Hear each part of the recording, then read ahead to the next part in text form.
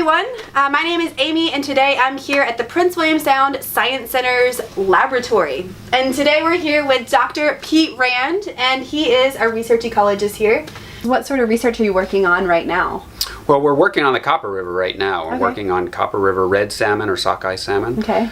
And it's really important fish for this region. So there's an important commercial fishery. There's also a lot of sport fishing going on for these fish.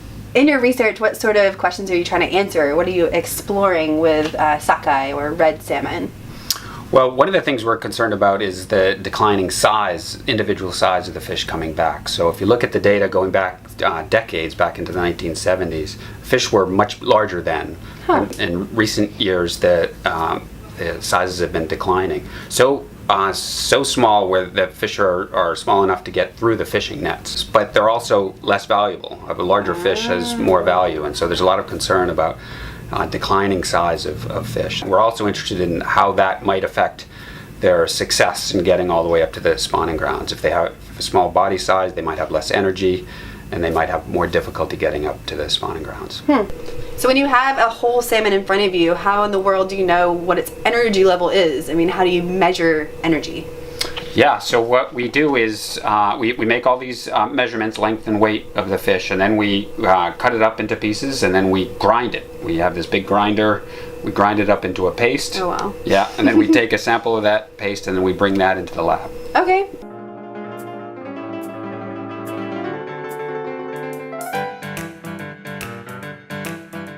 All right, so what's next? Okay, so we have to get our fish.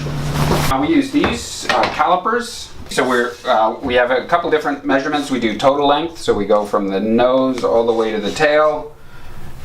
And then we do some other measurements too. So we measure the kite, or the nose of the fish, and this gets longer as it gets closer and closer to spawning time. And then we also get height, and so this hump gets higher and higher as it gets closer to spawning. So that's the kind of length measurements, and then we get weight measurements. So we have a scale here, so we just plop the fish onto the scale.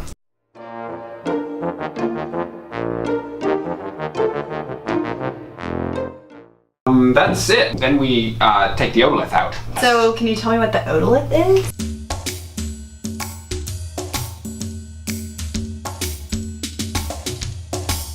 Yeah, so it's also called the ear bone. So it's a small bone in the right along the brain case. I don't know. Are we gonna have to dig it out of its brain essentially? It's a messy operation, yes. You guys ready for that? All right, here we go. Let's see.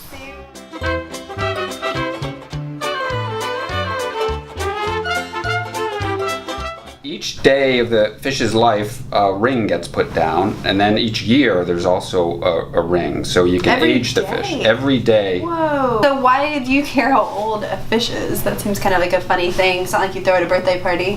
What's the point of figuring out the birth date or its age? So it's important to know exactly how old the fish is to know how fast it's growing. And that's where we let it dry out there for a while, and then we bring it back to another lab to read it on a microscope. So we're sampling the fish right as they enter the river, and we're sampling them by about halfway up the river, and also up at the spawning grounds as well, to see how much energy they're using at each step in the process.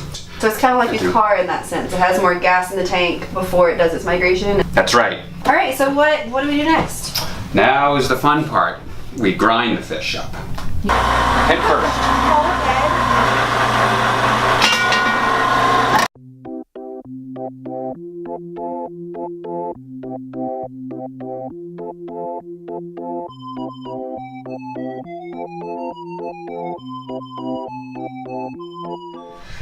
So this is a sample we take and we dry it out in the oven in the lab here, and then we grind it down into powder, and then we run it through a calorimeter to estimate how much energy or fat is in it. So that's clearly not the cleanest job for you to do. So what is it about this sort of research that you think is important? Well, we think the river's going to change. The Copper River is going to change in the future, and so we want to know how those changes in rivers could affect the migration of these fish. It's a long 300-kilometer swim for a lot of these. It's very demanding migration, and so we're trying to figure out if they might have trouble in the future making it all the way up to the spawning grounds.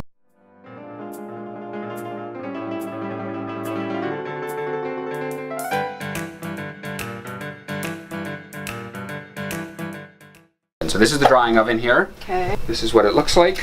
And we monitor the weight of it with the scale here. Okay. And so we make that reading, and then we record everything here on our data sheet. Okay. So then we have to grind it into a powder. So we put this sample into this chamber. So we put the ball in, we put the sample in, and then we close it. We put it in here, and it shakes. We run it for about a minute, and then we open it back up, and then we have our sample ground into a very fine powder. Yeah, this was taken from a fish that just entered the river, so its body was full of fat. It's got all of this energy for migration, and then this was a sample taken from a fish after its migration. You can see most of the oil is gone. Wow. And so it's running out of energy at this point. Okay, so now that you have this powder form, how do you measure the energy from that? Yeah, we take a little bit of this powder and we put it in a press.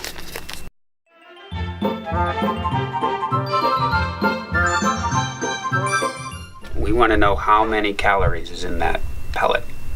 And we do that by putting it in the bomb calorimeter. And we run electricity through it, and then that pellet is burned. So we're able to monitor that temperature and determine how much heat is released from that pellet. So once you know more about the energy content, how does that tie into a bigger picture of research? Like, what bigger questions are you trying to answer? So there's been a lot of discussion about climate change. There's going to be increased drought. Storms will become more intense. Temperatures might rise in the river. So we want to know how the fish can adapt, whether or not they can withstand changes like we're seeing in some of the river systems. So this, I think, is a really important step in trying to understand how these fish are going to persist